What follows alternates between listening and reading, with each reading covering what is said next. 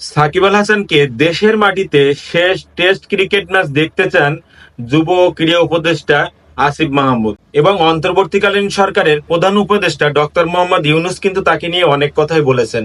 তাকে অনেক সুন্দর সুন্দর কথা বলেছেন। আমি কথাগুলো আপনাদেরকে একটু শোনাই। উনি বলেছেন যে সাকিবের সিদ্ধান্ত ভুল হতে পারে, আমরা কেন ভুল সিদ্ধান্ত নিব। সাকিবুল হাসান বিশ্বের দরবারে বাংলাদেশের মুখ উজ্জ্বল করেছে, বাংলাদেশের পরিচিতি এনে দিয়েছে। তারা আমাদের দেশের সম্পদ। ব্যক্তি হিসেবে আমি সাকিব আল হাসানকে একটু অপছন্দ করি, তাই বলে ক্রিকেটে তার অবদান অস্বীকার করা যাবে না। অল্প বয়সে এত খ্যাতি, এবং সে তো একজন রক্তে মাংসে গড়া একজন মানুষ, ভুল করতেই পারে। কিন্তু আমরা আমাদের সম্পদকে কেন সঠিকভাবে ব্যবহার করব না?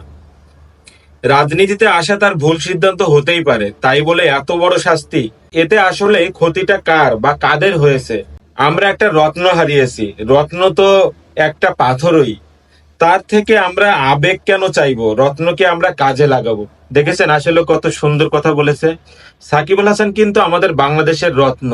উনি আমাদের বাংলাদেশ ক্রিকেটকে অনেক অনেক উন্নত করেছেন, এবং ওনার ক্যারিয়ারের শেষ টেস্ট ম্যাচটা কিন্তু আমরা আসলে আমাদের ঢাকায় মিরপুরের মাঠে দেখতে চাই। এটা আমাদের প্রত্যাশা।